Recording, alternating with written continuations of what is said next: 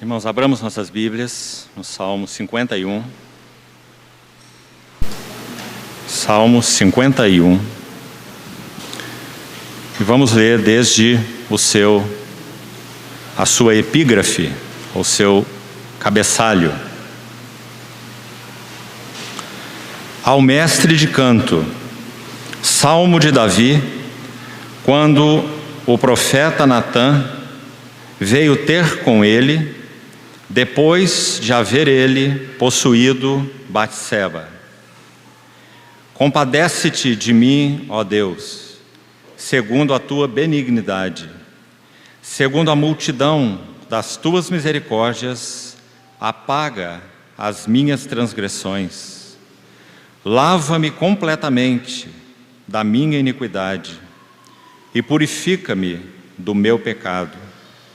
Pois eu conheço as minhas transgressões, e o meu pecado está sempre diante de mim. Pequei contra ti somente, e fiz o que é mal perante os teus olhos, de maneira que serás tido por justo no teu falar e puro no teu julgar. Eu nasci na iniquidade, e em pecado me concebeu minha mãe. Eis que te comprases, na verdade, no íntimo, e no recôndito me fazes conhecer a sabedoria. Purifica-me com esopo e ficarei limpo, lava-me e ficarei mais alvo que a neve. Faz-me ouvir júbilo e alegria, para que exultem os ossos que esmagaste. Esconde o teu rosto dos meus pecados, e apaga todas as minhas iniquidades. Cria em mim, ó Deus, um coração puro, e renova dentro em mim um espírito inabalável. Não me repulses da tua presença, nem me retires o teu Santo Espírito. Restitui-me a alegria da tua salvação, e sustenta-me com um espírito voluntário. Então ensinarei aos transgressores os teus caminhos, e os pecadores se converterão a ti. Livra-me dos crimes de sangue, ó Deus, Deus da minha salvação, e a minha língua exaltará a tua justiça. Abre, Senhor, os meus lábios, e a minha boca manifestará os teus louvores. Pois não te comprazes em sacrifícios, do contrário eu te os daria. E não te agradas de holocaustos. Sacrifícios agradáveis a Deus são o espírito quebrantado. Coração compungido e contrito não o desprezarás, ó Deus. Faze bem a Sião segundo a tua boa vontade. Edifica os muros de Jerusalém. Então te agradarás dos sacrifícios de justiça, dos holocaustos e das ofertas queimadas. E sobre o teu altar se oferecerão novilhos. Antes de entrarmos exatamente no Salmo 51 e seu contexto, precisamos de uma ou duas observações iniciais que são relevantes para nós. A primeira delas: de onde os períodos de tempo que citamos ontem foram extraídos? Um irmão, pelo menos, logo que chegamos hoje, fez essa pergunta, porque se examinar a Escritura, pelo menos num exame mais geral, você não vai encontrar os períodos descritos exatamente. Você não vai encontrar, Davi tinha 50 anos quando possuiu Batseba. Davi tinha 51 anos quando escreveu os seus salmos de confissão, 32 e 51. Davi tinha 16 anos quando Samuel entrou na casa de Jessé e derramou o chifre de azeite sobre a sua cabeça. Então, como podemos conhecer esses períodos de tempo? Duas coisas então importantes. Vamos para a primeira. Abra sua Bíblia no segundo livro de Samuel. Segundo livro de Samuel, iremos ler no momento oportuno o texto do capítulo 12, final do capítulo 11 e capítulo 12, que se referem à visita de Natã a Davi e o convencimento que Davi teve do seu próprio pecado. Então, por favor, olhe para a sua Bíblia para você ver algumas medidas aí. Segundo livro de Samuel, capítulo 12. Então aí está o profeta Natã indo com a revelação e encargo do Senhor para repreender Davi. Então você já localizou aí. Entre o capítulo 12 de 2 Samuel, faça agora aí um salto, deixe marcado lá, e vá para primeiro livro dos Reis, o próximo livro, no capítulo 2. Primeiro livro dos Reis, desde o capítulo 1, ele inicia com a velhice de Davi. Primeiro livro dos Reis, capítulo 1. Logo em seguida, no mesmo capítulo, nós temos a constituição de Salomão como rei. Então examine aí a partir do verso 32. Salomão, filho de Davi, é constituído rei. Capítulo 2 agora, seguinte, de 1 Reis. Davi dá essas instruções a Salomão e veja, morre. Então nós temos aqui no verso 10, vá acompanhando, no capítulo 2 de 1 Reis, verso 10. Davi descansou com seus pais e foi sepultado na cidade de Davi. Foi o tempo que Davi reinou sobre Israel 40 anos. 7 anos. Na verdade, um texto mais preciso em Samuel diz 7 anos e 6 meses. Ele reinou em Hebrom, Judá, então, reino de Judá, em Hebrom, e ali iniciou o seu reinado. E ele foi então reconhecido e constituído rei sobre todo Israel, agora não apenas Judá, mas a tribo de Judá do sul, as 2 tribos do sul, você sabe, aquelas tribos mais ao sul, o reino ainda não estava dividido, mas Judá ficava ao sul, Hebrom fica em Judá. Então Davi inicialmente reinou em Judá 7 anos, em Hebrom 7 anos e meio. 33 anos reinou em Jerusalém, agora sim a capital de todo o território de Israel. Então ao todo exatamente Davi reinou 40 anos e 6 meses. Está muito claro então, e explícito aí nas escrituras esse período de tempo. Se nós formos entrar aqui nessa contagem, nós vamos levar toda a reunião. Então, algumas observações para ajudar os irmãos. No livro de Samuel também, claramente descrito está, a partir de 1 Samuel, capítulo 12, Jessé visita Samuel visita Jessé. Vamos lá conferir. São tantos capítulos que não podemos nos perder. Volte lá, por favor. 1 Samuel... exatamente, capítulo 16. 1 Samuel 16. Samuel entra na casa de Jessé e unge Davi. Não está escrito aí em nenhum lugar que Davi tinha 16 anos. Então, se você ler cuidadosamente o livro de 1 Samuel, o primeiro livro de Samuel, o segundo livro de Samuel e o início do livro dos Reis, na verdade todo o livro dos Reis e também todo o livro das Crônicas, porque o livro das Crônicas é uma repetição do livro dos Reis, mas não uma repetição sem sentido. O livro das Crônicas os 2 livros das Crônicas, uma interpretação espiritual do reinado dos reis. Então digamos que o livro dos Reis, 1º e 2 Reis, é histórico. 1º e 2º Crônicas é interpretativo. Exemplo, o reinado de Ezequias, aquele rei piedoso de Israel, que fez uma reforma e houve um avivamento espiritual nos dias de Ezequias. O livro dos Reis descreve o reinado de Ezequias em poucos versículos. O livro das Crônicas toma 3 capítulos para descrever o reinado de Ezequias. Por quê? Porque os livros das Crônicas, repetindo, são uma interpretação espiritual do livro dos Reis. Ficou claro isso? Então, na verdade, precisamos ler Samuel, Reis e Crônicas, 6 livros, cuidadosamente. Então, nós vamos citar alguns exemplos de onde os eruditos, com todo o seu cuidado, com toda a sua erudição, com toda a sua capacidade de exame, linguística, dos fatos, da história, inclusive, graças ao Senhor por todos eles. Já de início quero citar 2 nomes para os que têm interesse no estudo mais aprofundado aqui desse tema, particularmente dos Masquilim, que temos estudado, e também dos 6 livros que citamos, Samuel, Reis e Crônicas.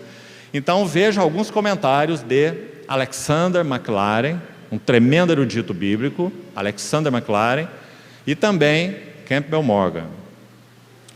Esses 2 irmãos fazem, podemos assim dizer, afirmações quanto aos períodos de tempo, mas são afirmações que incluem a palavra provavelmente. Compreendeu? Então eles dizem assim: quando Samuel entra na casa de Jessé e unge Davi, Davi tinha aproximadamente 16, 17 anos de idade. De onde esses irmãos tiraram isso? Do seu estudo erudito. Eles não estão achando, eu penso que ele era um adolescente. Essas coisas são imaginárias, não são conjecturas. Compreende, irmão? São resultado de um estudo erudito e profundo desses servos do Senhor. Mas, ainda assim, veja as marcações de tempo. Então há uma afirmação no livro de Samuel: Davi tinha 30 anos quando começou a reinar em Jerusalém. Inequívoco, 30 anos. Em Jerusalém não, a reinar. E ele reinou 7 anos e meio em Hebrom e 33 anos em Jerusalém. 40 anos. Então, nós já temos outra marcação de tempo. Com que idade Davi morreu? 70 anos. Porque é dito que ele passa o seu trono a Salomão e morre. Nós acabamos de ler. Então os irmãos estão vendo que já temos marcações? 30 anos começando a reinar, reinando 40 anos, passando o trono a Salomão, morrendo, 70 anos. Então, esses irmãos vão nos dizer que quando Davi cometeu o adultério, ele tinha aproximadamente, essa marca é muito significativa, você não vai ter 2, 3 anos para cá, 2, 3 anos para lá, não. Há uma marca muito precisa dentro dos limites. Davi tinha aproximadamente 50 anos. E aproximadamente 1 ano, por favor, então preste atenção, essas coisas falam tanto para nós espiritualmente, como vimos ontem. Aproximadamente 1 ano se passou na amargura do seu coração com o pecado encoberto e não confessado. E então, Natã busca Davi com a mensagem e com o encargo do Senhor, quase 1 ano depois do seu pecado. E ele escreve primeiro o Salmo 51, que nós vamos estudar hoje, o canto de lamento.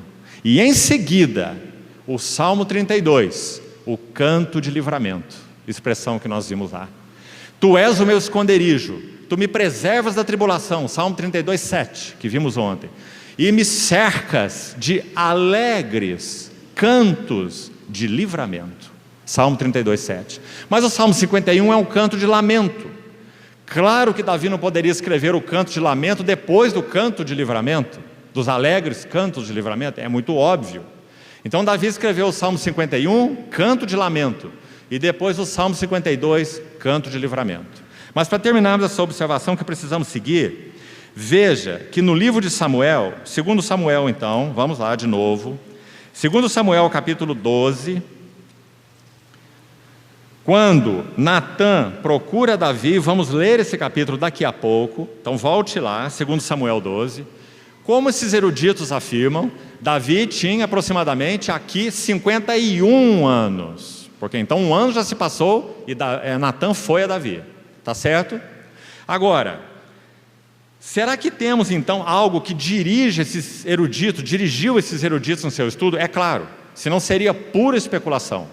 Então por isso nós falamos, um estudo muito cuidadoso, mas nenhum de nós aqui, até onde eu sei, é um erudito bíblico, nenhum de nós. Mas graças ao Senhor podemos estar no ombro desses tremendos eruditos, que conheceram profundamente as línguas originais, a história, e graças ao Senhor temos caminho para nos fazermos eruditos como eles. Aliás, vimos ontem que literalmente falando, essa palavra erudito na Bíblia significa aquele que aprende, não aquele que ensina. Você lembra que lá em Isaías 54 ela é usada 2 vezes, e algumas traduções inclusive traduzem a palavra do original hebraico para discípulos e não para eruditos. Então lá quem está falando é Jesus, é o servo do Senhor em profecia, não é? É Isaías profecia sobre o servo do Senhor, o Senhor Jesus. O Senhor Deus me deu ouvido de discípulos, língua de discípulos ou de eruditos. Não é? Então todo aquele que é discípulo, ele está no caminho de ser, na nossa linguagem, né, em português, erudito. Se nós formos seguir o exemplo dessa jovenzinha de 11 anos, acho que nós vamos ter muito que falar dela até terça-feira, que leu a Bíblia inteira em 24 dias, faça a matemática rápida aí, você pode ler 15 vezes a Bíblia em 360 dias. 15 vezes em um ano. Que isso seja de exemplo para nós. Acho que tem alguns adultos aqui que estão corados de vergonha, né? Então que o Senhor nos ajude, irmãos. Mas vamos às marcas que nós estamos falando. Então olhe lá. Veja logo em seguida então do capítulo 12, então vamos ficar com os tempos dos eruditos. Davi tem, em 2 Samuel 12, Davi tem 51 anos, certo? Olha o que está escrito aqui no capítulo 13 de 2 Samuel, verso 23. Olha esse versículo, 13 e 23. Vamos passar por isso rápido, como falamos, não é o assunto para essa noite. Passados 2 anos, certo? Vamos lembrar que Davi morreu aos 70, porque ele reinou 40 e começou aos 30. Isso a Bíblia afirma com todas as letras. Então nós já temos entre o período, o tempo que Natã visitou até aqui nesse versículo 13 e 23, 2 anos, pelo menos, certo? Agora vamos ao capítulo 14. Olha o verso 28, 14 e 28. Tendo ficado Absalão 2 anos em Jerusalém, sem ver a face do rei. Mais uma demarcação de tempo. 2 anos Absalão em Jerusalém, sem ver o seu pai, o rei Davi. Olha o verso 7 do capítulo 15. 15, 7. Aí mesmo, de 2 Samuel. Ao cabo de 4 anos, então você vê que no verso 33 do capítulo 14, olhe lá rápido, capítulo 14, último verso. Absalão viu seu pai, depois de 2 anos. Está escrito que Davi, o rei, beijou a seu filho Absalão. Assim termina, olha aí, o capítulo 14. Então você não vai incluir o período de 2 anos dentro do 4 anos, porque eles estão separados. 2 anos sem ver seu pai, viu seu pai, beijou seu pai, 4 anos se passaram, já temos 6 anos, certo? Então se você fizer a leitura cuidadosa, está aí. Esses irmãos estão fazendo elucubrações mentais, não é? Então, graças ao Senhor, podemos estar sobre os ombros de gigantes e podemos repetir com segurança as afirmações que eles fazem, né? Mas ainda mais, olha aqui no capítulo 15, verso 28, aí de 2 Samuel, siga mais um pouco, 15, 28. Absalão usurpa o trono de Davi, você conhece a história? E Davi deixa o trono calmamente, embora com o coração sofrido, é seu filho, que o deu um golpe de estado, né? Mas Davi sabe que o trono é um assunto de Deus. Deus é quem está no trono, não é Davi. Quem reina é o Senhor. Então quando Davi deixa o trono, ele deixa em paz, digamos, mas com seu coração amargo, em paz quanto ao trono, mas amargurado quanto a Absalão. Porque Absalão tinha feito uma loucura. Absalão havia tocado o trono de Deus antes que o trono de Davi. Então ele sai, e o que ele diz aqui? 15, 28. Olhai que eu me demorarei nos vales do deserto. Não está escrito quanto tempo, mas está escrito sobre algum tempo e um bom tempo. Eu me demorarei nos vales do deserto. Temos ainda algo mais. Ainda no 2º livro de Samuel, vá para o capítulo 21 agora. 2 Samuel 21. Olha o primeiro versículo. Houve em dias de Davi uma fome de 3 anos consecutivos. Você está fazendo conta aí? Todos esses períodos são consecutivos, não são concomitantes. Certo? Então os irmãos estão vendo que esses eruditos não estão fazendo suposições? Então, se fizermos um estudo cuidadoso como eles fizeram, nós vamos encontrar a resposta, a mesma que eles encontraram no livro de Samuel, de Reis e de Crônicas, porque os 3 livros vão tratar dos mesmos assuntos, né? Então, é isso, para explicarmos aqueles períodos de tempo, que como alguns deles não estão descritos nas Escrituras, então os irmãos perguntam, de onde saiu isso? Saiu daí, né? Segunda questão importante para nos esclarecer. No texto hebraico original, são 13 masquil. Por que nós ontem citamos, você anotou aí, 14 masquil? Porque na nossa Bíblia numerada em capítulos e versículos, nós temos 14 masquil, certo? Então, se você for estudar na sua Bíblia está numerada em capítulos. E o Salmo 42 é um e o Salmo 43 é outro. Então, nas nossas Bíblias, nós temos 14 masquil. Mas aí, então, uma observação importante, faríamos amanhã, quando fôssemos estudar o Salmo 42, como a costa suspira pelas correntes das águas. É o próximo masquil que, com a ajuda do Senhor, estudaremos amanhã pela manhã. Então, iríamos dizer, e por causa das perguntas dos irmãos, estamos antecipando hoje. No hebraico original, o Salmo 42 e o Salmo 43 são um só salmo, não são dois salmos, um único salmo. Veja um detalhe sobre isso: os salmos não começam, nenhum deles, em um capítulo e continuam em outros. Você já percebeu? Os salmos todos são unidades completas, certo? Salmo 1 é um assunto, Salmo 2 é outro assunto, Salmo 3 é outro assunto e 4 é outro, unidades completas. Mas o Salmo 42 e 43 não. Por exemplo, você vai ver que aquela exclamação, por que estás abatido, ó minha alma, e por que te perturbas dentro em mim, aparece 2 vezes no Salmo 42 e 1 vez no Salmo 43. Porque o Salmo 43 é uma exata continuidade do Salmo 42. Nas nossas Bíblias numeradas, eles estão em 2, mas não estão assim no texto original. Ficou claro isso, irmão? Aí acho que paralelo a isso ainda tem mais uma dúvida que surgiu. Nós vimos ontem, citando Atos 13, o testemunho de Paulo em Antioquia da Psídia. Quando ele fala da ressurreição de Jesus, ele diz que aquilo aconteceu como Davi escreveu no Salmo, como está escrito, aliás, como está escrito no Salmo 2. Lembra que lemos ontem? O que isso está nos ensinando?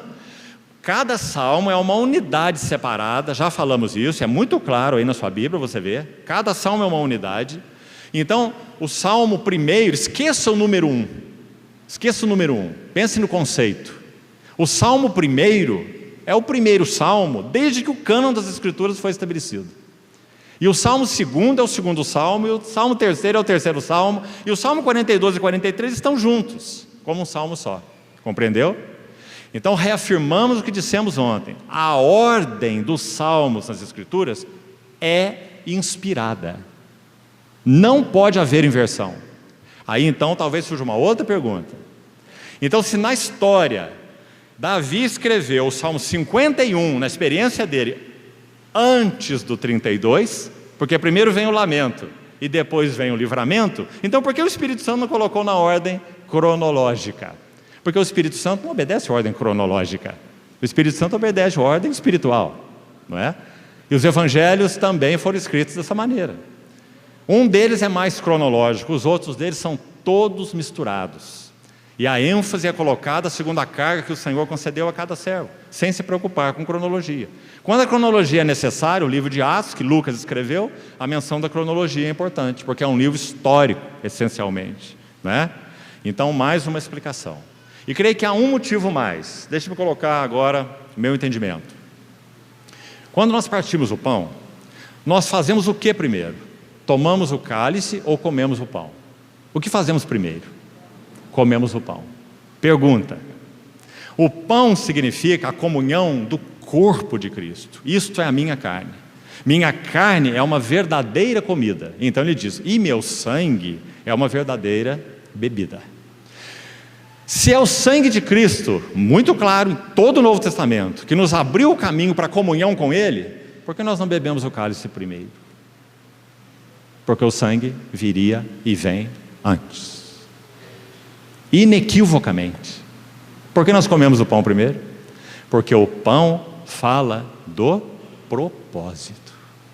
Fiel é Deus, para o qual fostes chamados à comunhão do seu Filho Jesus Cristo, o nosso Senhor. Eu sou o pão da vida, quem de mim se alimenta, por mim viverá. Esse é o propósito de Deus. Então, quando nós comemos o pão em primeiro lugar, nós estamos celebrando que pela graça de Deus nós somos unidos ao seu eterno propósito desse fiel Deus, 1 Coríntios 1,9, Fiel é Deus pelo qual fostes chamados à comunhão do seu Filho. Esse é o pão que nós comemos.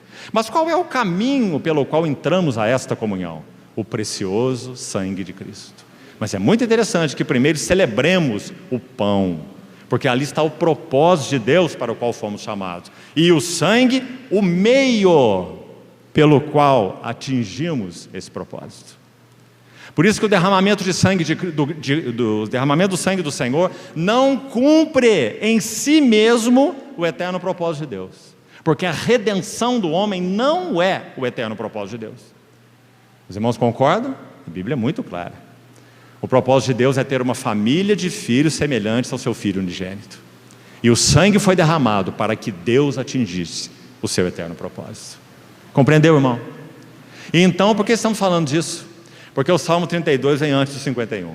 Ou seja, segundo a ordem espiritual, a ordem do Espírito Santo, há uma celebração do arrependimento, do perdão, da justificação. E então, mais tarde, há uma lembrança que deve haver, que tem que permanecer em nós. Essa lembrança do que nós somos, éramos e somos por natureza diante de Deus. Qual é o nosso clamor mais básico? É: bem-aventurado o homem cuja iniquidade é perdoada? Início do Salmo 32? Não.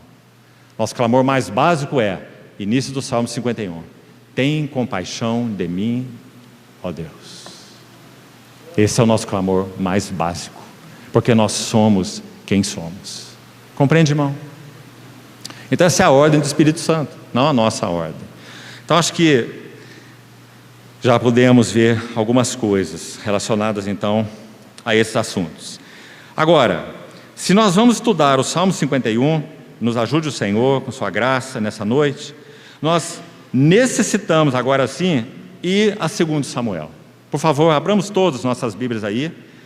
Quando então Natã vai até Davi. Segundo livro de Samuel, capítulo 11, nós vamos iniciar. Verso 26. Ouvindo, pois, a mulher de Urias que seu marido era morto, ela o pranteou. Passado o luto, Davi mandou buscá-la e a trouxe para o palácio. Tornou-se ela sua mulher e lhe deu à luz um filho. Porém, isto que Davi fizera foi mal aos olhos do Senhor. Vamos parar aqui um pouco e já seguimos. Se você ler, e não teremos tempo para tal, por isso vou resumir, o capítulo 11, quando Davi adultera com Batseba, você vai ver, como falamos ontem, que ele tenta, primeira coisa, encobrir o seu pecado. Então, como os eruditos afirmam, Davi tinha os seus 50 anos. Que tempo sugestivo é esse? O livro de Samuel registra que os reis saíam à guerra, e era lá que devia estar Davi. Nas outras batalhas foi onde ele sempre esteve, mas ele estava folgando na varanda do seu palácio, quando ele avistou Batseba e cobiçou-a. Então mandou chamá-la, ela veio a ele, cometeu o seu pecado, ela volta para sua casa e informa a Davi que estava grávida. Davi envia uma mensagem no campo de batalha a Joabe, um dos seus homens fortes, que mais tarde até se rebela contra ele. E pede nessa mensagem a Joabe que mande Urias de volta para casa. Davi quer encobrir o seu pecado. Então, quando Urias volta, Davi faz uma lisonja a ele. Quando diz assim no versículo 8 do capítulo 11: depois disso disse Davi a Urias: desce à tua casa e lava os teus pés.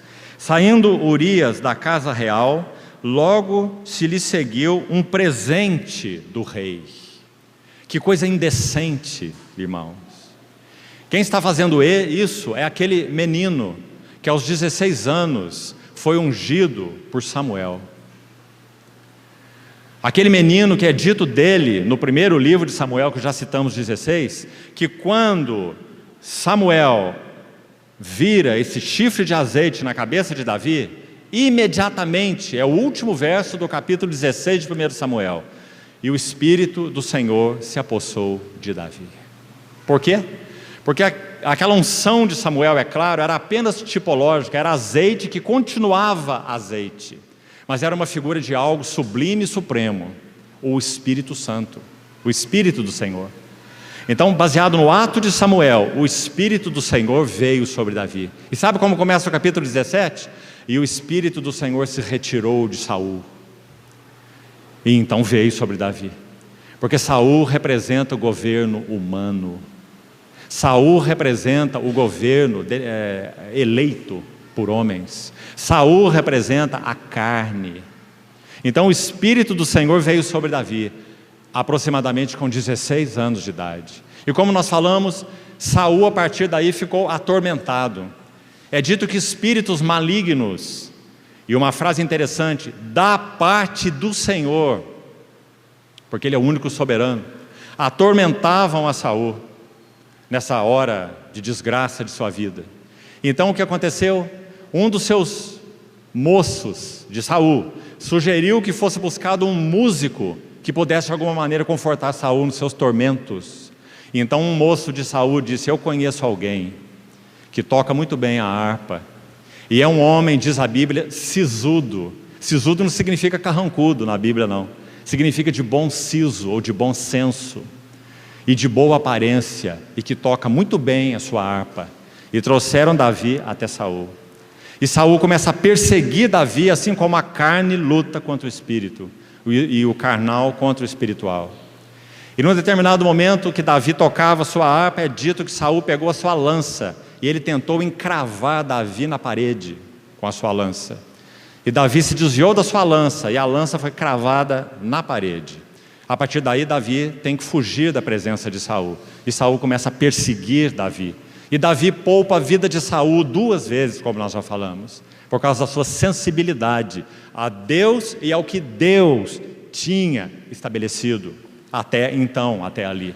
Porque Saul era o homem no trono, oficialmente, mas Davi é quem estava ungido pelo Espírito Santo funcionalmente.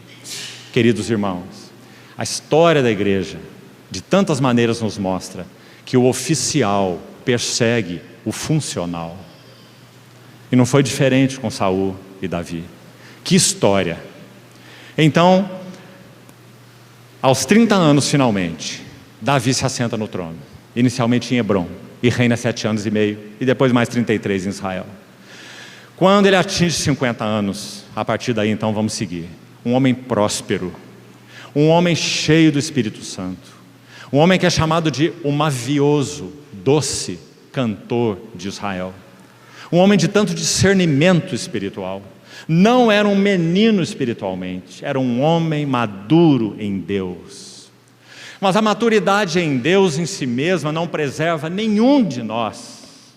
Escute isso, irmão e irmã. O que nos preserva não é sermos homens e mulheres maduros em Deus. O que nos preserva é estarmos aos pés do Senhor, ou andarmos no Espírito.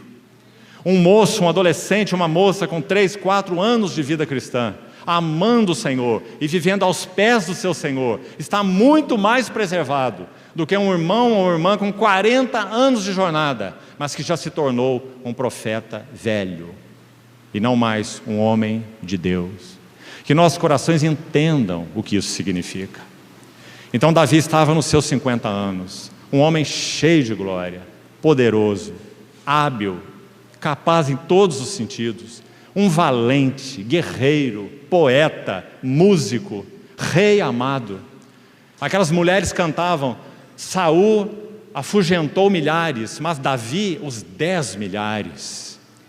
Isso causou ciúme no coração de Saul, não é? Esse era Davi. Mas então, quando os reis deveriam estar na guerra, sabe o que Paulo vai nos dizer em Coríntios? Aquele que está em pé, veja que não caia. Qual é o segredo espiritualmente para permanecermos de pé no dia do Filho do Homem e agora diante do Senhor? Só há um segredo: Você não quer cair?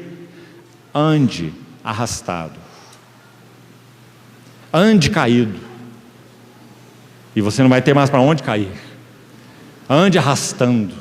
O Sermão do Monte inicia assim: bem-aventurados os humildes de espírito, porque deles é o reino de Deus. A soberba no coração do homem o abate. A soberba precede a ruína e a altivez de espírito a queda. Quantas lições, amados irmãos, nós aprendemos através da vida de Davi. Então aí está ele, nessa situação, tentando encobrir seu pecado, tomando uma atitude indecente de enviar presentes para um homem leal, fiel, precioso da sua guarda, chamado Urias. Que história, amados irmãos. O seu nome significa Urim, luz, e esse As, como Ezequias, Adonias, um sufixo que se refere ao nome do próprio Deus. Então Urias significa a luz de Deus. Esse era o seu nome. Então Davi tomou uma candeia para encobrir aquela luz de uma maneira tão indecente, chamando Urias da frente de batalha, onde ele, Davi, deveria estar, para vir para sua casa, lavar os seus pés e coabitar com a sua mulher. E deu um bom presente para Urias, para impressioná-lo, uma indecência. Então, logo em seguida, no verso 9, Urias se deitou à porta da casa real. Os irmãos conhecem, creio, essa passagem. Esse homem não foi para sua casa, esse homem não lavou seus pés, esse homem dormiu com as suas sandálias, esse homem dormiu com seu escudo e com a sua lança. E por quê? Ele dormiu com todos os servos do seu senhor e não desceu para sua casa. Fizeram saber a Davi, então no verso 11, respondeu Urias, Davi pergunta: por que você não desceu para sua casa? Assim é o verso 10, ele precisava encobrir o seu pecado. Respondeu Urias a Davi: olha a primeira palavra, querido irmão, a arca. Amados irmãos, há um salmo de Davi, mais tardio, que ele vai dizer assim: não darei repouso aos meus olhos, e nem descanso às minhas pálpebras, até que ache lugar para a arca do testemunho, a morada do Deus de Jacó. Esse é Davi. Ele fez isso antes, quando ele mandou buscar a arca, porque ele disse que não reinaria nem um dia sem aquela arca. O coração de Davi manteve um fervor e uma devoção ao Senhor e ao seu testemunho. A arca da aliança é o testemunho do Senhor. Aí estava o coração de Davi. E mais tarde ele ainda fará menções à arca, como essa que já citamos, que ele fez no início, porque Davi amava o testemunho do Senhor. E por que ele caiu? Porque aquele que está em pé, veja que não caia. Então, Urias faz essa observação tão sugestiva para nós e tão importante. Ele responde isso para a vergonha de Davi. Ele diz: a arca, a glória do Senhor, o testemunho do Senhor, a presença do Senhor. Acho que no contexto aqui, essa seria a melhor palavra, presença do Senhor. Ela está lá no campo de batalha, à nossa frente, porque são as batalhas do Senhor, não são as batalhas de Davi. Compreende, irmão? Amanhã, se o Senhor permitir, dentro do Salmo 42 e a partir dele, nas 3 sessões que ainda teremos a partir de amanhã, nós vamos entrar necessariamente no assunto de batalha espiritual. É claro, porque nós estamos falando do caminho da experiência espiritual através dos masquilim, os salmos didáticos. E o caminho da experiência espiritual é marcado pela batalha espiritual. Então aí está Urias, e o seu coração é ligado à arca. É como se ele estivesse dizendo com todo respeito: meu rei, o que eu estou fazendo aqui? Isso é uma insanidade. A presença do Senhor, à frente das batalhas do Senhor, está lá no campo. E você me chama para minha casa, para lavar meus pés e me deitar com minha mulher. A arca, Israel e Judá ficam em tendas.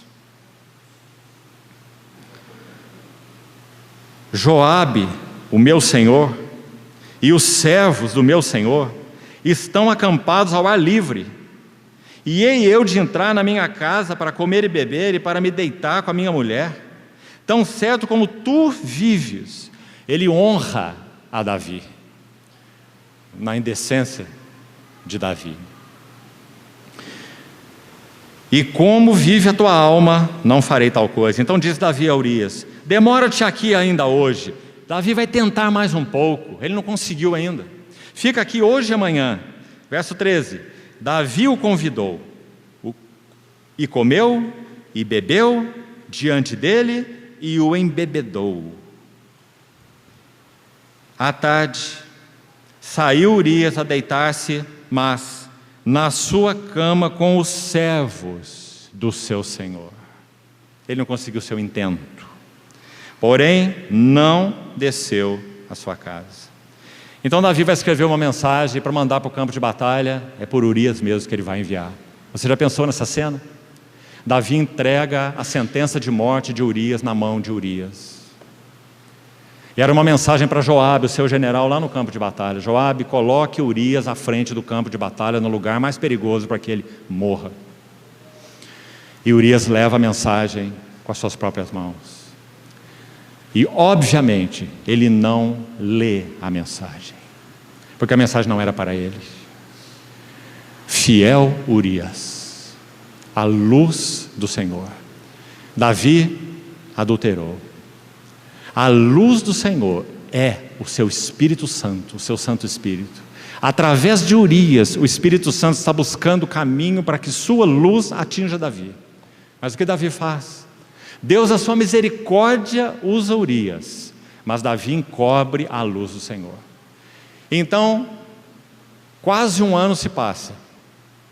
O Deus clemente, compassivo, misericordioso, fiel, com entranhas de misericórdia, como só Ele tem, envia uma segunda luz. Mas agora essa luz sem condições de ser refutada. Natã. Então, capítulo 12 de 2 Samuel. O Senhor enviou Natã. Aí está a segunda luz e a definitiva. Enviou Natã a Davi. Chegando Natã a Davi, disse-lhe: havia numa cidade 2 homens, um rico e outro pobre. Tinha o rico ovelhas e gado em grande número, mas o pobre não tinha coisa nenhuma, senão uma cordeirinha, que comprara e criara, e que em sua casa crescera junto com seus filhos. Comia do seu bocado, do seu copo bebia, dormia nos seus braços e a tinha como filha. Ou seja, um animal doméstico.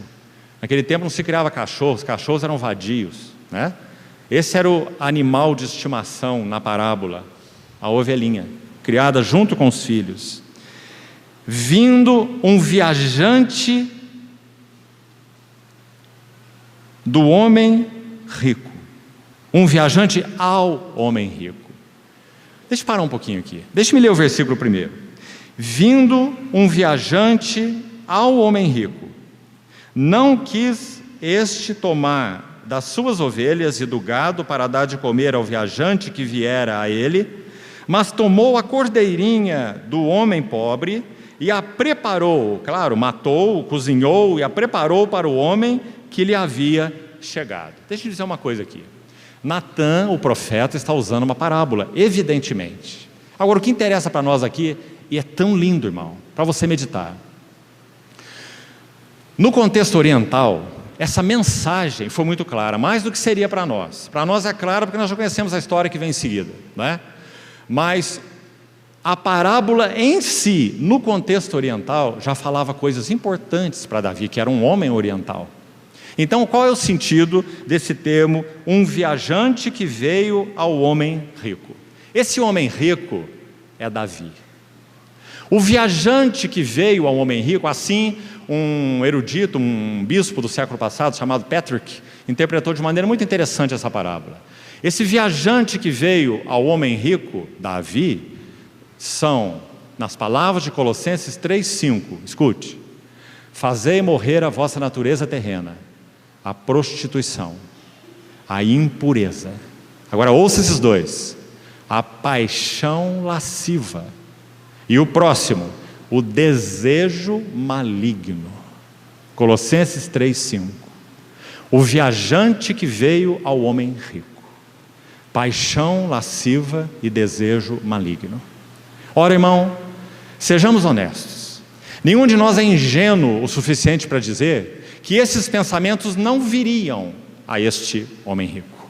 Quem sabe esse homem rico, que era tão rico e tão glorioso, e tão famoso, e tão próspero, e tão amado, esses pensamentos viajantes vieram a ele muitas vezes, como talvez venha a você e a mim. Mas este homem não caiu até aqui. Porque, como já disse alguém certa vez, não podemos impedir que pássaros voem sobre nossa cabeça. Impossível. Você não vai sair atirando em todos eles. Mas nós podemos e devemos impedir que eles façam ninho em nossas mentes. Não é essa a diferença? Então aí um viajante veio ao homem rico e foi acolhido. A linguagem poética oriental é tão interessante que olha como o verso termina. Continue aí.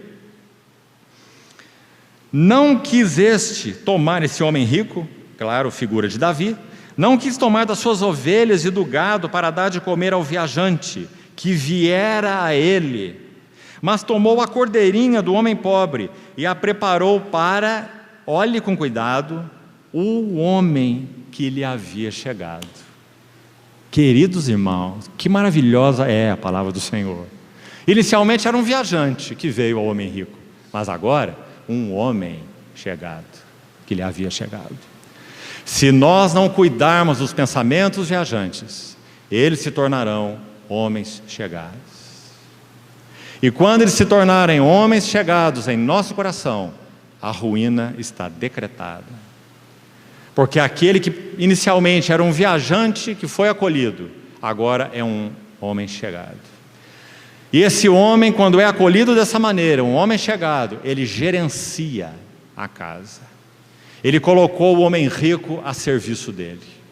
Então esse homem rico vai até o pobre, verso 3, verso 5, Natã continua. O homem rico que lhe havia chegado, verso 4. Então o furor de Davi, acompanha aí, capítulo 12, verso 5. O furor de Davi se acendeu sobremaneira contra aquele homem e disse a Natã. A ira de Davi se acendeu contra que homem? Contra o homem rico. Figura dele mesmo. Tão certo como vive o Senhor, o homem que fez isso deve ser morto. E pela cordeirinha restituirá 4 vezes, porque fez tal coisa e porque não se compadeceu. Precisamos parar de novo aqui um pouquinho. O Senhor nos ajude a podermos ainda entrar no Salmo 51, mas não podemos perder esses detalhes. Por que Davi diz o que ele disse aí? Irmão, ouça com atenção e que o Espírito Santo fale ao nosso coração. Como já dissemos, Davi amava o Senhor e amava a palavra do Senhor. Em torno dos seus 50 anos, Davi baixa a guarda, como nós já explicamos.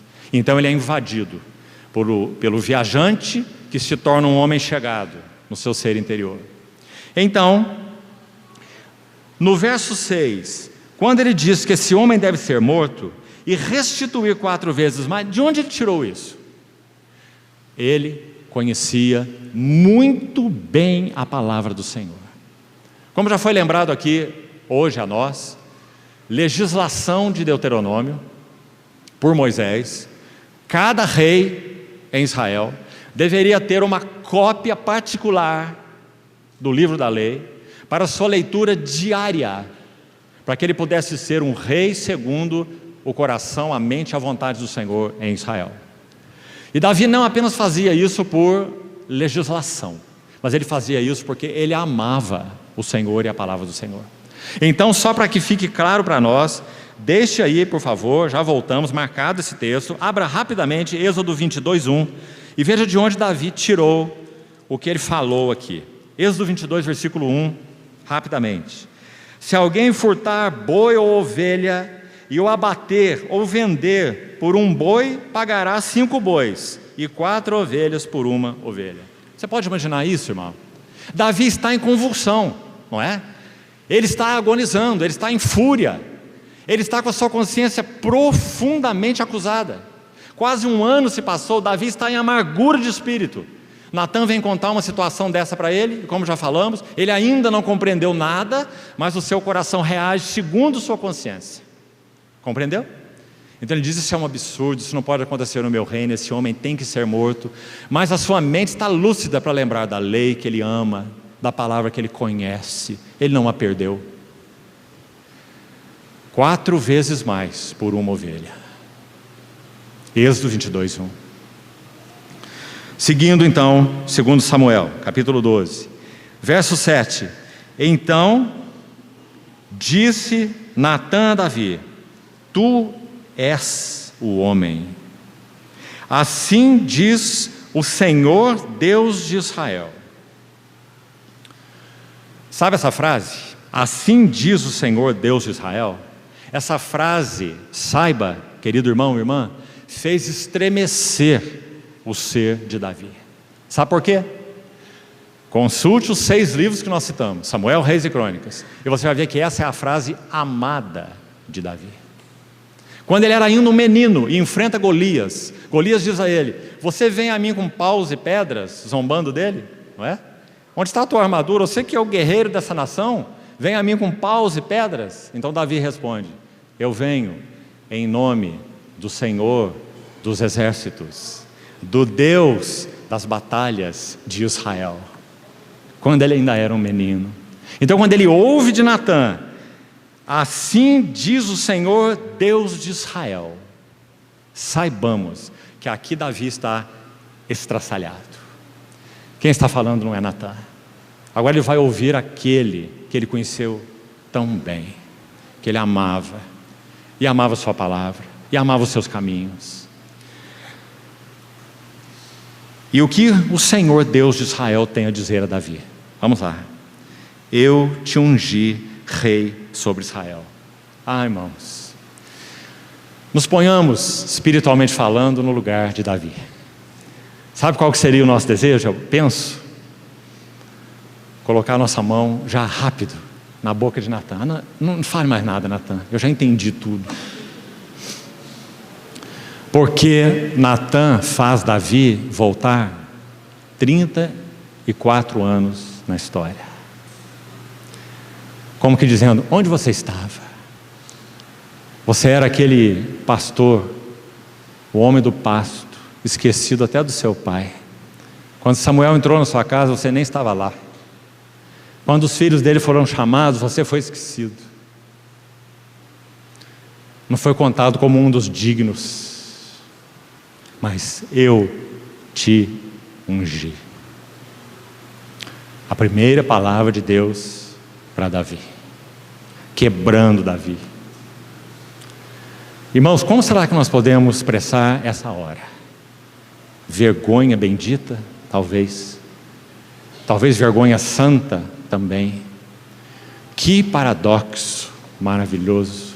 Só Deus pode produzir isso no nosso coração. Vexame santo, talvez também seja uma boa frase. Santo vexame. Porque Davi está no mais profundo vexame. Mas isso era tudo o que o seu coração aguardava por meses e meses a fio. Ele aguardava a hora em que Deus de alguma maneira pudesse de novo vir a ele. O Deus com o qual ele caminhou 34 anos. Tendo aqui então 35 anos, tendo aqui 51 anos. Podemos dizer que lá no seu íntimo, Davi estava como que: quando esse assunto será resolvido diante de Deus? Quando eu terei de novo, Salmo 51, a alegria da tua salvação? Quando de novo os meus lábios vão se abrir em louvores? Nós vamos estudar agora mesmo, Senhor queira, esse Salmo 51. Ele clama por isso, para que a sua boca abra-se de novo em louvores. Porque, irmão, a harpa teve que ficar de lado, a sua boca teve que ficar fechada por um ano. Não por causa de Deus, mas por causa do seu pecado. Então, eu te ungi. Verso 7. Rei sobre Israel. E eu, vá observando eu, o Senhor e Davi. Uma história do Senhor com Davi. Eu te livrei das mãos de Saul. Davi seria cravado na parede pela lança de Saul quando ainda era um adolescente. Eu te livrei. Dei-te. Isso significa graça sobre graça. Dei-te a casa do teu Senhor e as mulheres do teu Senhor em teus braços. E também te dei a casa de Israel e de Judá. E se isso fora pouco, eu teria te acrescentado tais e tais coisas. Quem poderia usar uma linguagem dessa com um homem, nesse momento, indecente em tal pecado? Só o Deus de Israel, o Pai das misericórdias e o Deus de toda consolação, o Pai das luzes, em quem não há variação e nem sombra de mudança. Davi pecou horrivelmente, mas Deus não muda. Então, verso 9. Por quê? Ah, que pergunta, irmão. Cada frase é como um bate-estaca na cabeça de Davi, afundando o solo abaixo. Porque, pois, desprezaste a palavra do Senhor. Sabe um dos salmos da sua juventude? Lendo esse termo, a palavra do Senhor desprezaste, não podemos deixar de nos lembrar do Salmo 29. É um salmo de Davi quando pastor, ele ainda não era rei. Salmo 29. Tributai ao Senhor glória e honra. Tributai ao Senhor a glória devida ao seu nome. A voz do Senhor é poderosa. A voz do Senhor quebra os cedros. Sim, o Senhor despedaça os cedros do Líbano. A voz do Senhor faz dar cria às corças. No seu templo tudo diz glória. Essa é a palavra que o Senhor amava, a voz do Senhor. Agora Natã tem que dizer a ele: desprezaste a palavra do Senhor. Queridos irmãos, Salmo 119, provavelmente não seja de Davi, provavelmente seja de Esdras, o homem da palavra. Naquele salmo há um verso que diz assim: quanto amo a tua lei, é a minha meditação todo o dia. Esse também era Davi, assim como era Esdras. Há um outro verso que também diz: a minha alma está apegada ao pó, vivifica-me segundo a tua palavra. Sou mais sábio do que os meus companheiros, porque observo a tua palavra. Assim como Esdras era Davi. Mas agora ele tem que ouvir de Natã o profeta: assim diz o Senhor, desprezaste a minha palavra.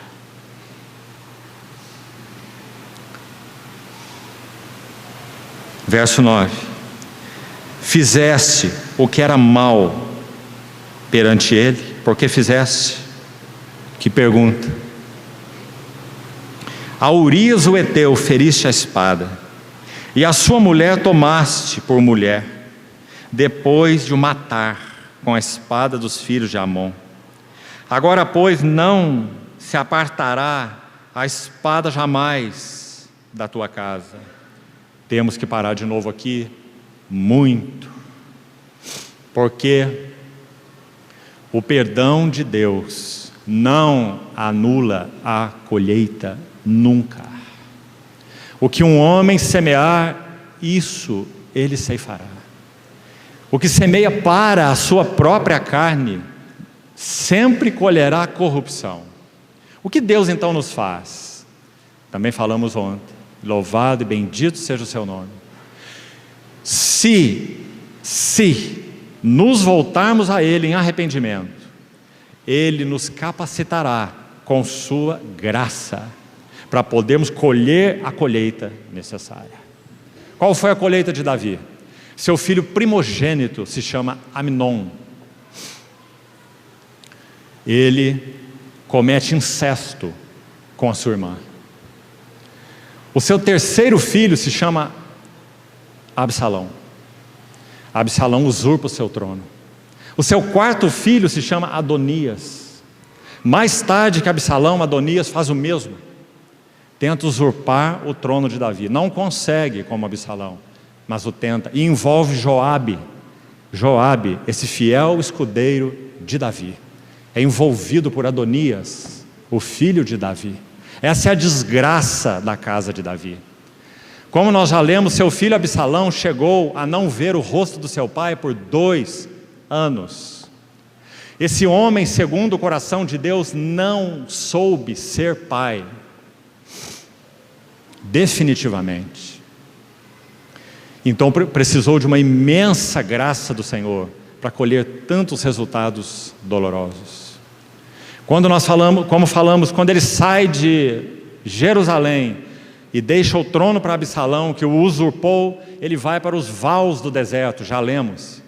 Ele é amaldiçoado por um dos descendentes de Saul, chamado Simei, à medida que ele caminha para o deserto, e é dito que ele chega lá exausto. Permanece lá muito tempo. De lá ele escreve o Salmo 63. O Salmo 63 diz que a sua alma suspira por Deus, e que ele considera a graça de Deus melhor do que a vida. Então, amados irmãos, é esse o homem. Que incongruência! Amava a Deus, amava a palavra de Deus, não soube ser um bom pai. E precisou de tanta graça para tanta colheita dolorosa. Que não seja esse o nosso caminho. Então, quando Absalão morre, quando primeiro esses valentes de Davi saem do deserto onde eles estavam, Absalão já estava com problemas nesse trono que ele usurpou, e então esses homens de Davi vão retomando Jerusalém. E Davi faz um pedido, você se lembra qual é o pedido? Tenham cuidado com meu filho Absalão, por amor de mim. Que interessante, irmãos. Ele não soube criar seus filhos, o fato é claro, mas veja Davi, esse homem. Não façam mal nenhum a Absalão, por amor de mim. E quando ele vê Absalão morto, livro de Samuel, o que ele tem a dizer? Ele chora e lamenta. Ele diz, meu filho Absalão, e repete, meu filho, Absalão, meu filho. E chora o seu filho Absalão. Esse é um homem segundo o coração de Deus, mas que o Senhor também nos ensine essas lições. Nós não somos excusados, irmãos, por negligenciarmos aqueles que o Senhor nos tem dado para o cuidado deles. E Davi teve que experimentar esse vale de amargura em função desse seu descuido. Então continuemos. Estamos aí. A espada não se apartará da tua casa. Verso 10. Porque me desprezaste. Preste atenção. Se ele amava o Senhor, se ele amava a palavra do Senhor, se ele amava o testemunho do Senhor, em que sentido ele desprezou a palavra do Senhor? Só nos sobra um. Ele desprezou o Senhor e sua palavra no cuidado da sua família. Que sério assunto, irmãos. É esse. Tomaste a mulher de Urias, o heteu, para ser a tua mulher. Davi desprezou a palavra do Senhor. Davi não exerceu o cuidado devido à sua casa. Davi tomou a mulher de Urias, o heteu.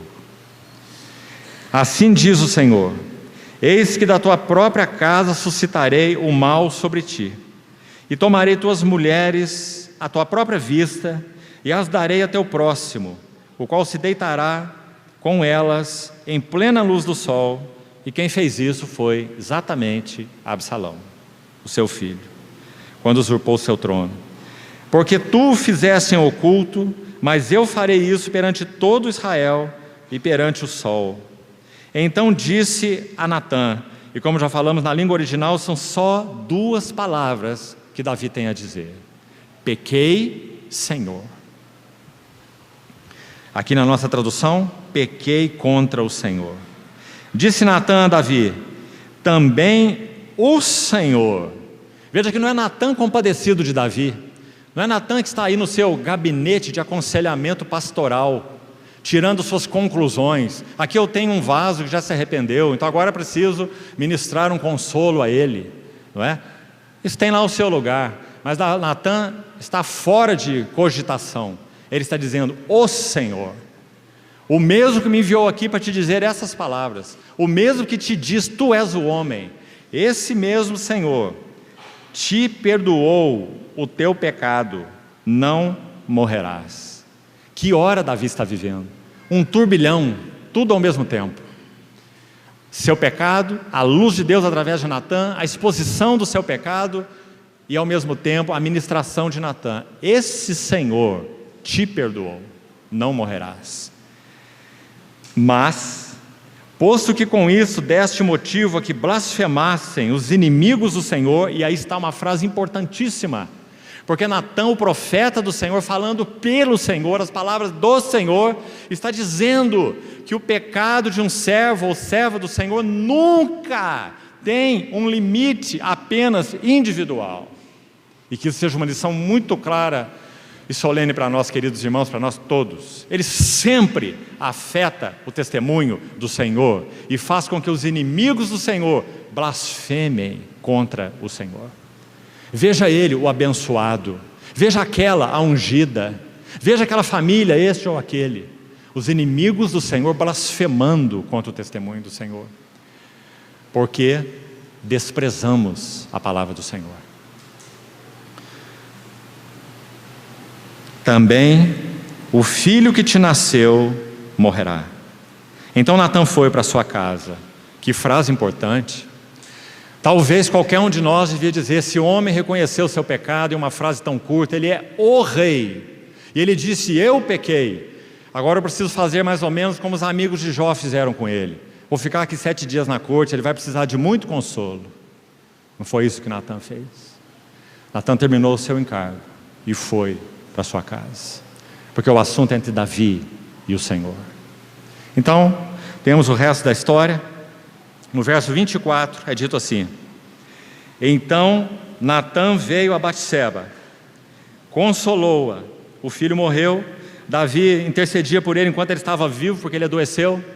Quando ele morreu, os servos de Davi, veja de novo o paradoxo, disseram: agora como é que nós vamos dar a notícia para o Davi? O Davi estava em prantos, não comia, não bebia, trancado, intercedendo por esse menino, agora o menino morreu. O que nós vamos falar para o Davi? Davi vai morrer junto com ele. E quando eles dão a notícia, Davi lava o rosto, se levanta, come, bebe, e o assunto está terminado. Ele diz o que poderiam fazer. Enquanto ele estava vivo, eu estava diante do Senhor, agora que ele partiu, o Senhor é soberano. Então no verso 24, Davi veio a Batseba, consolou-a e se deitou com ela. Teve ela um filho a quem Davi deu o nome de Salomão. O Senhor o amou. Davi o entregou nas mãos do profeta Natã. Estamos lendo esse versículo, é claro, propositalmente. Se Natã fosse de alguma forma Natã o profeta e a mensagem de Natã, eles fossem como intrusos na vida e no coração de Davi, irmãos, tudo que Davi ia querer é esquecer esse Natã, quem sabe até mandar matá-lo, não é? Natã, ou Davi, deu o nome de Natã ao seu filho. E agora, para podermos entrar, você vai ter que me suportar um pouco hoje. Entramos no Salmo 51. Se você consultar 1 Crônicas 3:5, anote aí, você vai ver uma coisa. Você vai ver então que esse Natã, como está escrito aí, era o filho de Batseba. Lá está ele, 1 Crônicas 3:5 e Lucas 3:31, genealogia de Cristo. Lucas 3:31. Lá está a genealogia do Senhor conforme Lucas. Sabe o que acontece nessa genealogia? E Davi gerou a Natã. E então de Natã o seu filho, etc, etc, e até Cristo. Natã é antecessor de Cristo na sua genealogia. Mas lembre-se, não é Natã o profeta, é Natã o filho de Davi, é claro. Tal foi a honra que Davi deu à mensagem, ao mensageiro Natã e à mensagem do Senhor através de Natã. Porque, como nós falamos, tudo que o coração de Davi aguardava de alguma maneira, ou de uma maneira, em um aspecto, era que ele fosse exposto. Irmão, sem entrar em detalhes, você sabe por que, naturalmente falando, os criminosos, até mesmo os chamados serial killers, você sabe por que eles deixam pistas dos seus crimes? Por quê? Porque eles querem ser punidos, pegos. Por quê?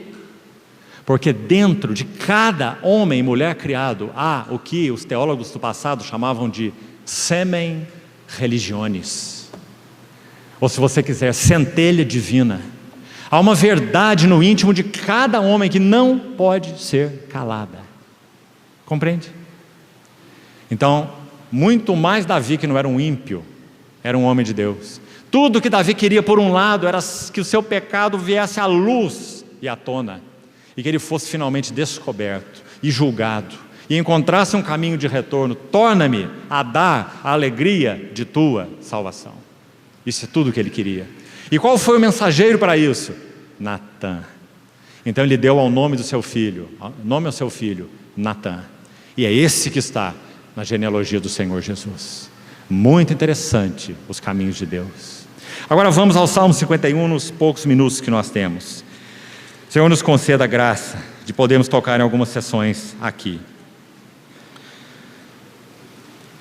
Nós vimos então que o Salmo 51, ele antecede o Salmo 32. É o Salmo de confissão de Davi. Ele inicia com o cabeçalho: quando Natã veio ter com ele depois de haver possuído Batseba. Então, rapidamente, uma divisão do Salmo. 4 sessões tem esse Salmo. Vai ajudar muito o teu estudo e meditação e oração ao Senhor. Verso 1 a 4, primeira sessão, verso 1 a 4. O tema dela é o pecado em relação a Deus. O pecado em relação a Deus. Primeira sessão, 1 a 4. Depois, 5 a 9. Segunda sessão, o pecado em relação ao pecador. Depois vamos entrar em os detalhes que pudermos, dentro do tempo que tivermos. O pecado em relação ao pecador. Terceira sessão, 10 a 14. Magnífica sessão.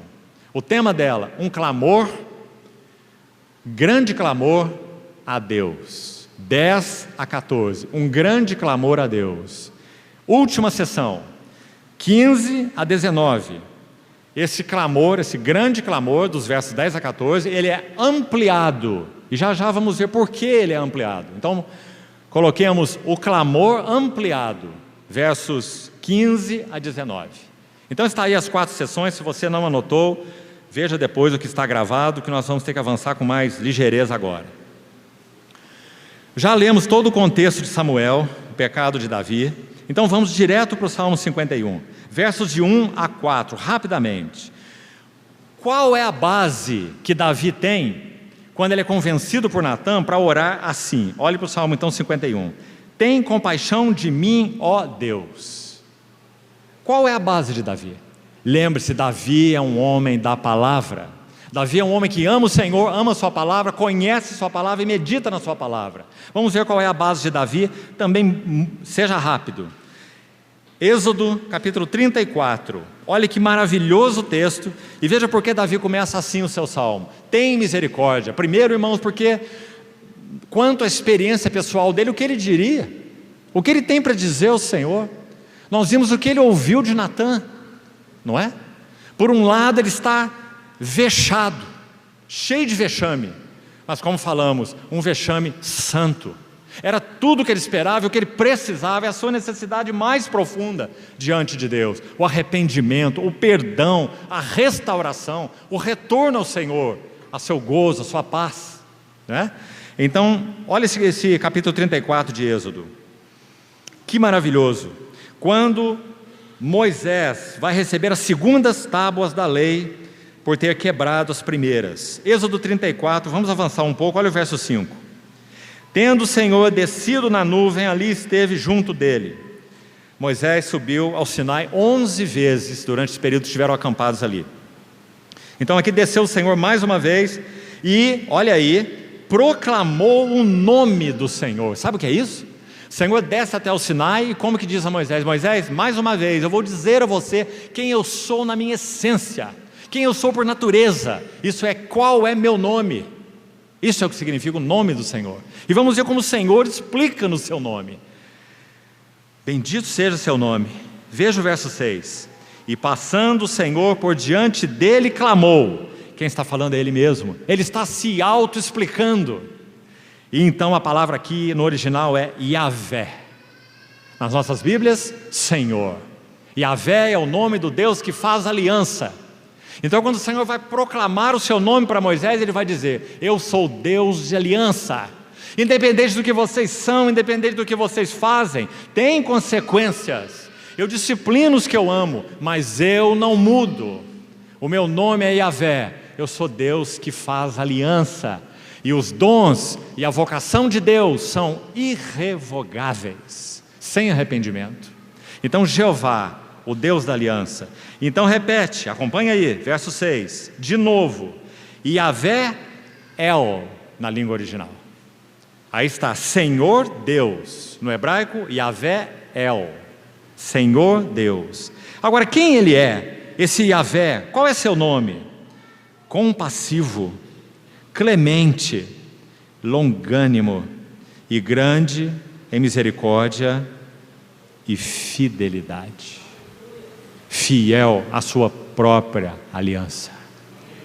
Ele é que diz: fiz aliança com Davi.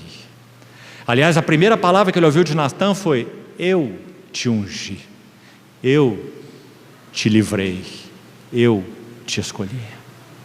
Então qual é a primeira palavra ligada ao nome do Senhor? Compassivo. O que Davi escreveu lá no seu Salmo 51? Tem compaixão. Davi clama pelo Senhor, mediante o que ele conhecia do próprio nome do Senhor.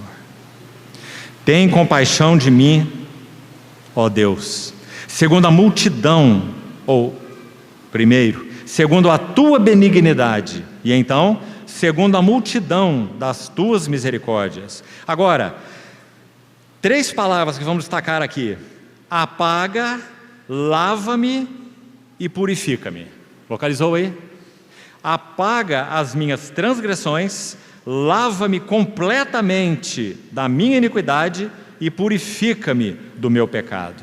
São tão precisas, lindas e profundas essas palavras que precisamos colocar o sentido de cada uma delas. Então acompanha aí rapidamente. Primeira palavra, apaga. Por que Davi clama apaga? Estamos, é claro, partindo do sentido da palavra no texto original, porque ele usa a palavra apaga conforme o hebraico. O que ele está pedindo? Ele está dizendo: borra. Na nossa linguagem usa a borracha, apaga mesmo, porque o meu pecado está escrito nos arquivos do céu. Guardemos isso, queridos irmãos, em nossos corações. Assim como Apocalipse 19 diz que aquelas vestes bordadas da noiva santa, bem-aventurados que são chamados à ceia das bodas do Cordeiro, cuja esposa se ataviou, e essas vestes bordadas falam dos atos de justiça dos santos, cada um deles registrado nos anais e nos arquivos do céu. Também, cada pecado é registrado nos arquivos do céu. Então poderíamos dizer: estamos perdidos. Estaríamos perdidos, não é? Por que não estamos perdidos? 1 João capítulo 1, versículo 7. Se andarmos na luz, como Ele está na luz, mantemos comunhão uns com os outros, e o sangue de Jesus nos purifica de todo pecado. E ainda um importante versículo 9 de 1 João 1. Se confessarmos os nossos pecados. Viu, irmão? Se não confessamos os nossos pecados, é claro, conhecidos. Davi orava até mesmo dizendo, Salmo 19 agora, que é um salmo de Davi também. Os céus manifestam a glória de Deus. Davi termina assim: absolve-me das minhas faltas ocultas. Ele tanto orava pelos pecados que ele conhecia por causa da luz de Deus, quanto aqueles que lhe eram ocultos, mas não ocultos do Senhor. Quem sabe pecados lá na motivação secreta, lá nos pensamentos mais íntimos, lá nos desejos mais escondidos do coração. Absolve-me das que me são ocultas. Salmo 19. E da soberba livra o teu servo, né? Então, apaga, porque cada um dos pecados, assim como os atos de justiça, porque Deus é justo, simplesmente por isso. Então ele registra todos os atos de justiça, e Apocalipse também vai dizer que aqueles santos que morrem no Senhor, suas obras os acompanham. Isso não é maravilhoso? Graças ao Senhor, tudo que fazemos aos seus pés, tudo que fazemos pelo Espírito, e só o que fazemos pelo Espírito, estão registradas como obras que permanecem para sempre, porque nós estamos cooperando com aquilo que é a edificação eterna de Deus. Por outro lado, cada pecado que cometemos é registrado nos arquivos do céu, até que, se confessarmos os nossos pecados, Ele é fiel, primeiro a Ele mesmo, e então a nós, porque Ele fez uma aliança irrevogável conosco. Quando o Senhor Jesus toma aquele cálice e diz, este é o sangue, é o cálice de uma nova aliança, no meu sangue.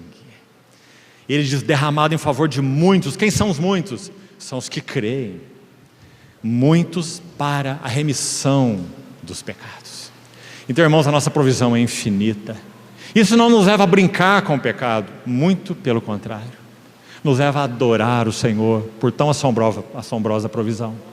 Então, apaga, porque eles foram registrados nesses arquivos, e Davi sentia isso profundamente no seu coração. Ele diz, Senhor, toma a tua borracha, e eu pequei contra ti, e agora apaga minhas transgressões. E como nós falamos, baseado no que ele clama? Tua compaixão, tuas infinitas misericórdias, multidão de tuas misericórdias, e tua fidelidade. Que importante, irmão. Próxima palavra, lava-me. Está vendo ela aí? É tão simples ler aqui na nossa tradução, né? Lava-me. E nós pensamos simplesmente no ato de lavar. Mas deixa eu te dizer o que essa palavra significa no hebraico. As mulheres lavavam roupa naquele tempo, mais ou menos como muitas ainda lavam no nosso dia. E naquele contexto era o hábito diário delas. Elas tomavam as roupas, colocavam numa vasilha maior, levavam ou à beira de um rio, ou na própria casa, onde elas tinham uma pedra, e então enxaguavam aquela roupa e surravam aquela roupa na pedra, para tirar todas as manchas. Então, se nós fôssemos traduzir essa palavra, lava-me, literalmente, sabe qual nós teríamos que usar? Bate-me na pedra, porque a minha mancha é tão asquerosa, que o Senhor terá que me bater e bater essa lavagem, até eliminar essa nódoa que está no meu coração, na minha consciência, no meu espírito. Essa foi a palavra que Davi usou. Bate-me. Acho que as donas de casa aí tem até uma palavra particular para isso, quando elas estão lá no tanque, né? Fazendo assim com a roupa, né? É aquilo lá que Davi está pedindo. Me surra, me bate, para que essa nódoa pegajosa saia de mim. Então a primeira palavra, apaga, borra, ou apaga mesmo. Lava-me, já explicamos. Agora olha essa terceira, essa aqui temos mais para falar sobre ela. Purifica-me. Primeiro, essa é a palavra mais linda das três. Em primeiro lugar, porque ela é uma palavra do cerimonial sacerdotal. Quando o leproso, por exemplo, era purificado naquele cerimonial de Lucas 14, você tem que estudar lá para saber qual é, Lucas 14, a palavra usada ali é essa, a purificação do leproso. Algo era feito com ele. Agora, então era uma palavra sacerdotal.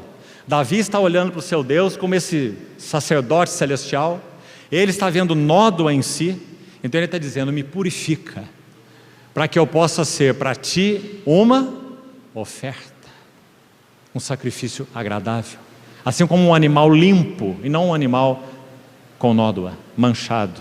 Então foi tirado da linguagem sacerdotal, mas há uma outra coisa aqui, interessante. Há um erudito bíblico, se você gosta então de estudar a palavra, aí vai o nome dele, Alfred Edersheim.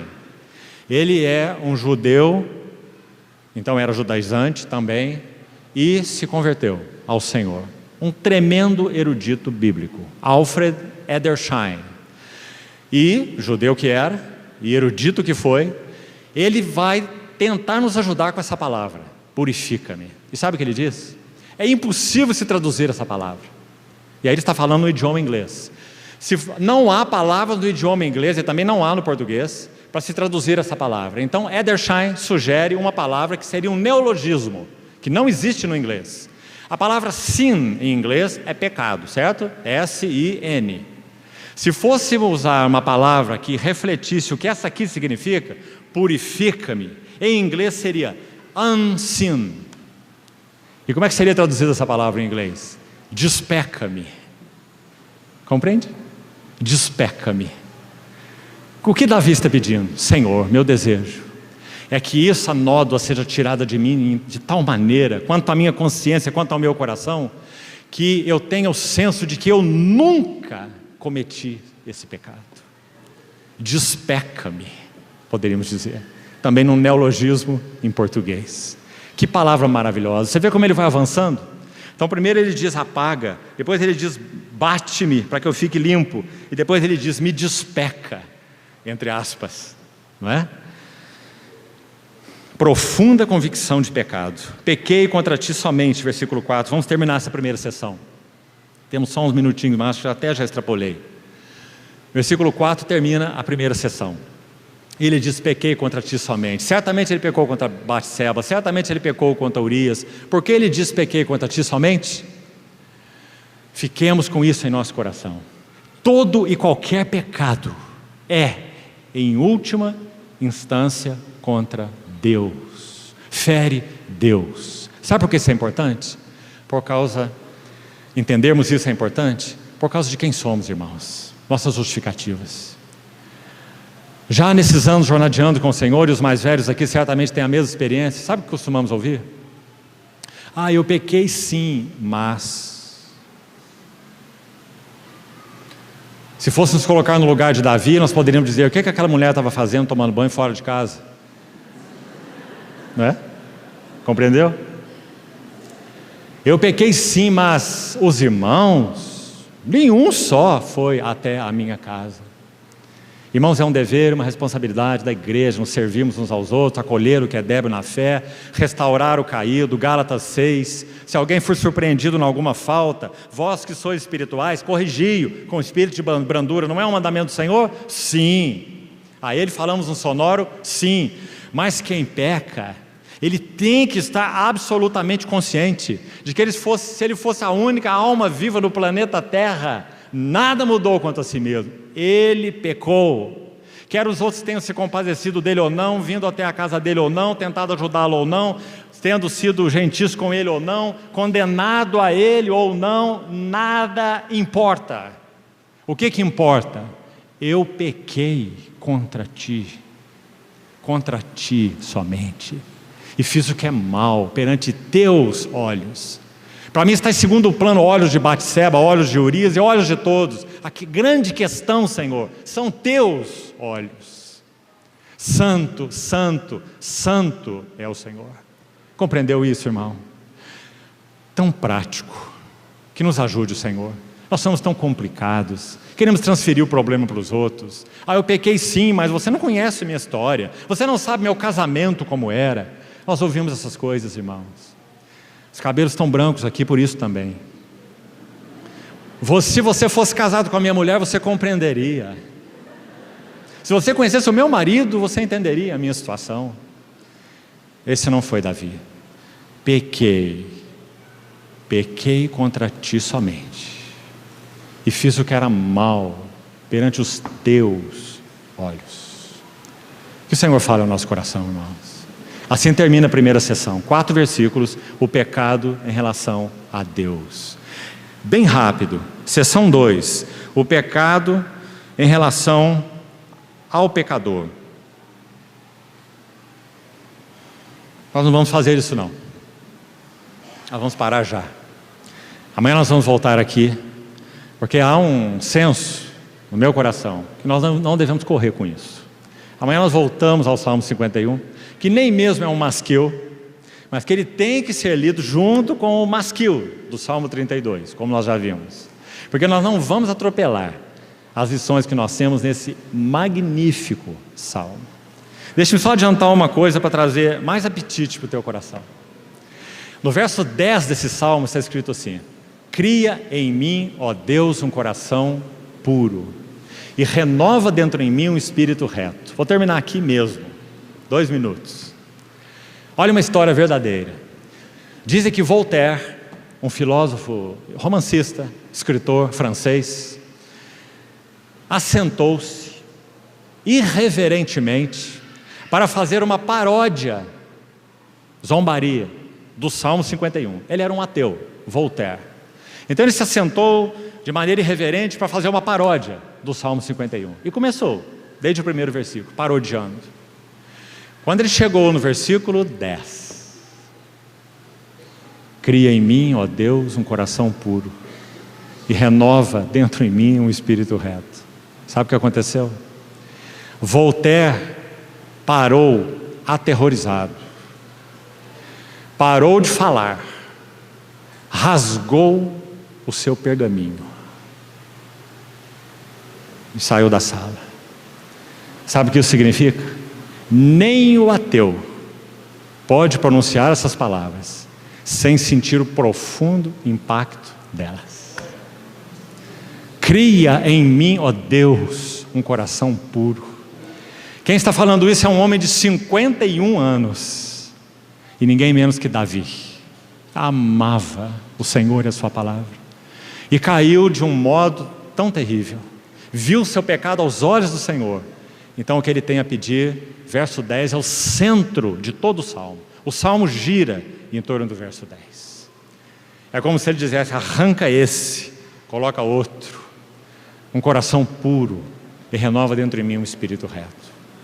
E finalmente, para o encorajamento particular dos mais jovens, para concluirmos, uma nota mais sobre Voltaire. Sabe o que aconteceu com o tal Voltaire? Ele disse assim: daqui a 100 anos, a Bíblia só será encontrada nos museus. Ele era um ateu. Sabe o que aconteceu? Voltaire morreu, como todo homem. 92 livros da sua autoria, o grande Voltaire, foram vendidos depois da sua morte por $2 numa pichincha. E mais, a casa que ele morou foi comprada pela Sociedade Bíblica Francesa. E da casa dele foram impressas milhares de Bíblias. Deus é muito bem humorado. Amanhã então nós continuamos estudando esse Salmo 51. Vamos orar.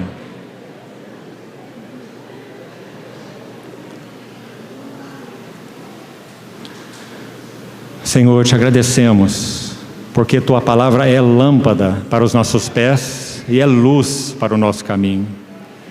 Senhor, nós suplicamos a Ti que o Senhor nos guarde de pecarmos contra Ti. Nós sabemos que todo o nosso pecado é contra Ti. Por isso, Senhor, oramos pelo Teu Espírito, com o nosso coração. Te pedimos que o Senhor crie em nós um coração puro e renove dentro de nós um espírito inabalável. Queremos viver no pleno gozo da comunhão para a qual nós fomos chamados por Ti. Senhor, continua a falar individualmente, pessoalmente às nossas vidas. Ainda hoje, antes de irmos para os nossos leitos, fala ao nosso coração. Se é necessário, expõe o nosso pecado. Administra o Teu perdão. Induz-nos à perfeita, à completa confissão. Ó Senhor, nós somos Teus e queremos viver no pleno gozo de tudo que temos e somos em Cristo Jesus. Obrigado por Tua graça, obrigado por Teu amor, obrigado por Tua fidelidade. Ó Pai das misericórdias e Deus de toda consolação, bendito seja para sempre o Teu nome. Amém.